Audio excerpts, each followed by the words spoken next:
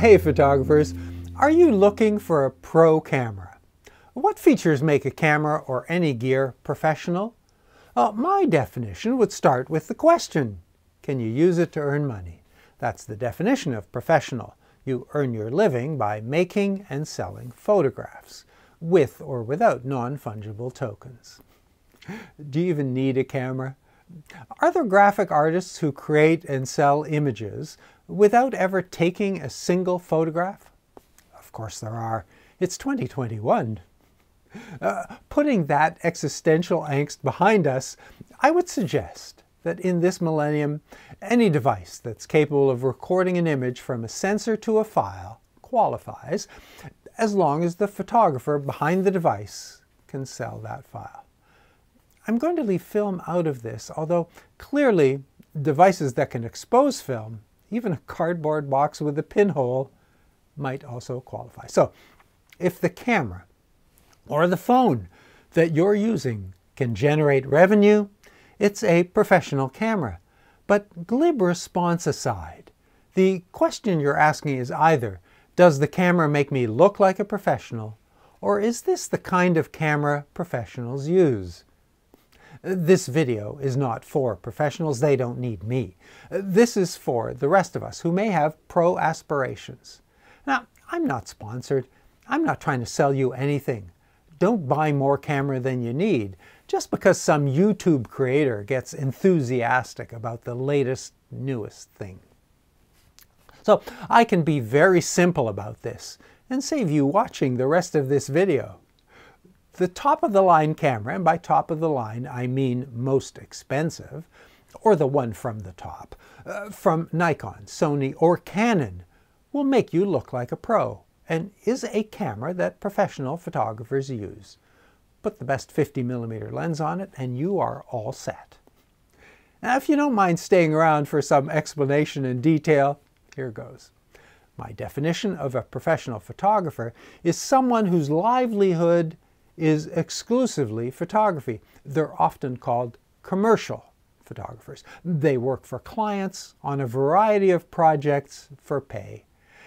And either term describes someone who supports themselves and their family with photography, which means in the major photography markets of the industrialized Western countries, by my rough estimate, an after-tax take-home in the neighborhood of $100,000 US or the local equivalent, which translates to billing approximately $250,000 to $400,000 annually, depending on the nature of the practice. Between equipment, supplies, assistants, studio and office rental, as well as taxes, hopefully 40% is left for you, although for many, the margin will be less. Then do the math. Working 50 weeks a year, you are billing an average of $5,000 every week. That's the financial scale of a professional commercial photographer. So, as a pro, you will choose the most reliable camera you can find. But even the most robust and durable camera may still encounter problems. And even if you caused it, you want confidence that when support is needed, service or repair is easily available and the results will be fast. Even so, you'll probably buy at least 2 bodies, and either because they wear out or new features are introduced, you may buy 1 or more bodies every year.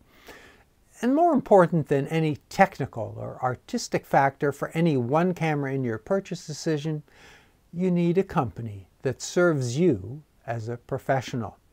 They make reliable cameras with a worldwide network of support and service for professionals to help when things go wrong.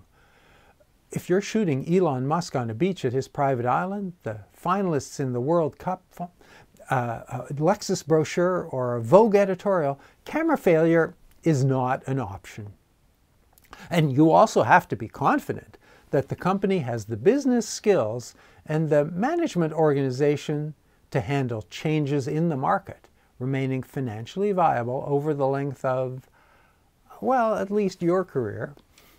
You also need to be certain that their commitment to technical leadership will keep their products at or close to the leading edge. And a professional wants the confidence and assurance that there are no barriers to their creativity. A professional camera system knows no boundaries, has very few limitations. From the Arctic to the savannah, from the boardroom to a Bollywood film set, nothing is impossible. In fact, it shouldn't even be difficult.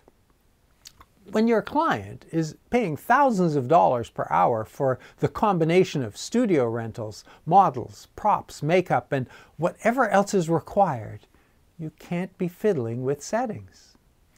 So that should generate all kinds of thoughts, from control layouts and menus to weather sealing and high-speed continuous burst. And you don't need to love your camera, but you will be spending a lot of time together. You'd better be able to get along in a friendly, collaborative, and cooperative way. But let's also think about your artistic needs and which comes first, the camera or the lens. While the camera may record the image, the lens creates it. If the lenses are not there for the image you have in mind, your great camera can't do its job.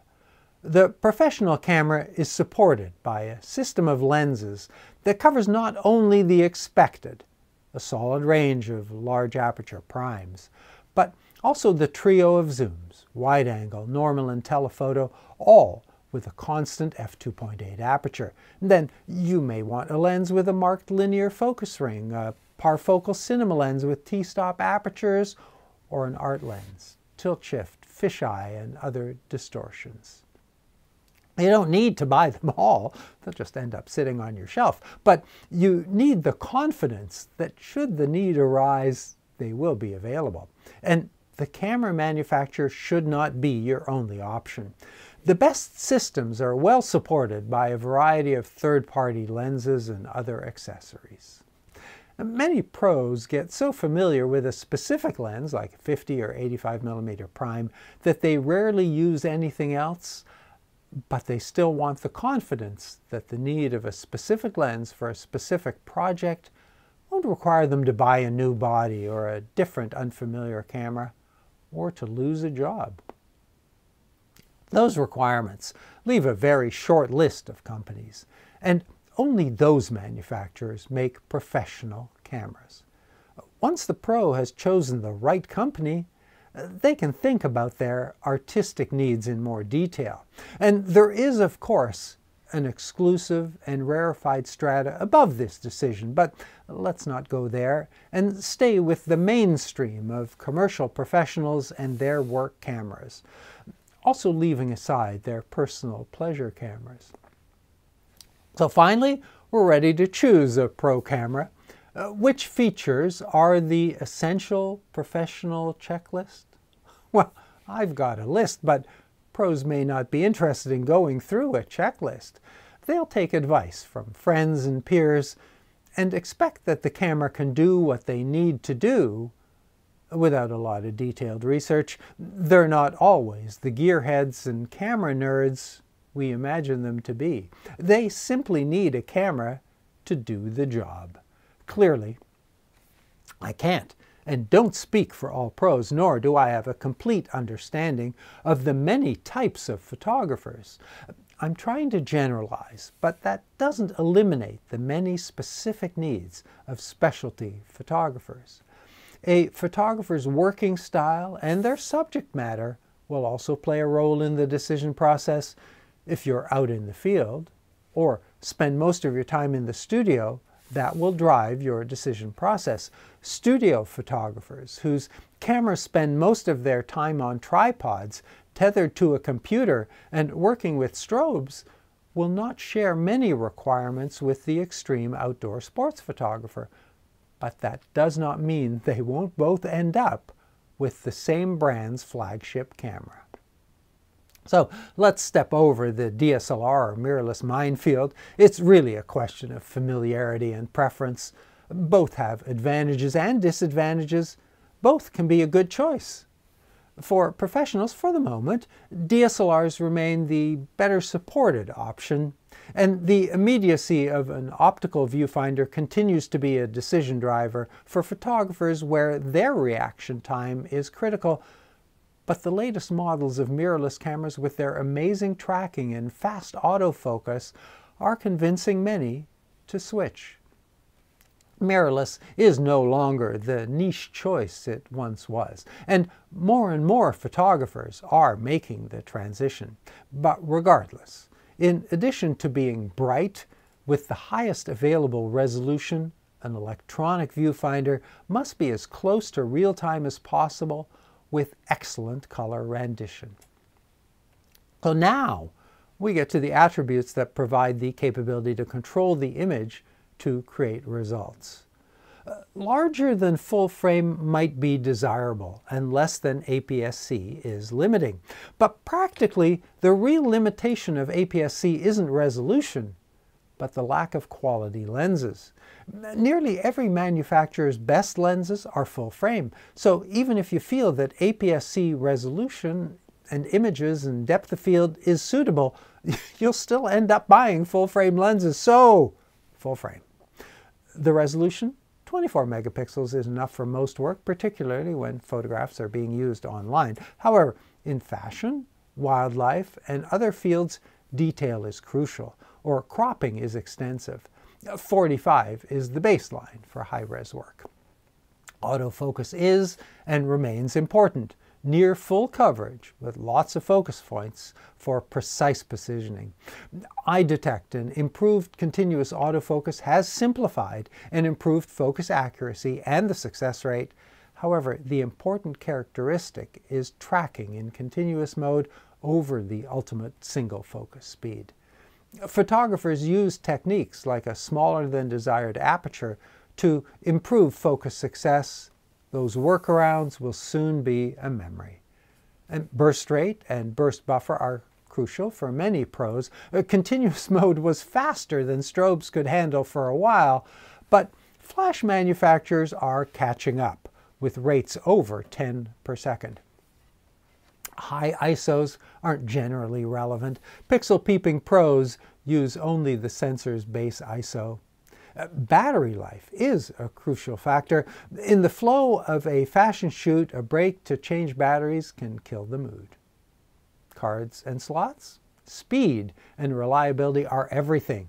SD cards are not well respected. CF Express or XQD are preferred, and the cost of cards isn't a consideration. That goes on the invoice. For in-studio tethered shooting, cards aren't a factor at all. Weather sealing is not a major concern. Should conditions warrant, you'll have an assistant with an umbrella, a rain cover, or other accessories to keep your equipment dry. That said, pros can be tough on their gear, so the more protection a camera has against rough handling, the better. And in general, in top-of-the-line cameras, those qualities are already part of the package. For some, cold is a factor, particularly for extreme alpine sports. Will the camera work at minus 30 Celsius? That's a number that's generally outside the specs. In-body stabilization also isn't a significant issue for most. In low light, there will be tripods or lights to manage the shutter speed, and if strobes are driving your exposure duration, stabilization doesn't matter. In studio, tethering support and connectivity are deciding factors, but again, that will never be an issue at the top of the line. Every pro has a hardware fail story. If they had to replace or repair a camera for a specific issue, like a failed or damaged USB port, that detail is personal. Then there's peer acceptance and support. Although it's fun to be a rebel, there's great comfort in knowing that your choice is the same or similar to your mentors, those whose opinion you value, and those who compete for the same jobs. That seems complicated, but in reality, it's not. Considering all of those factors leaves a very, very small selection of suitable models, as I said at the start.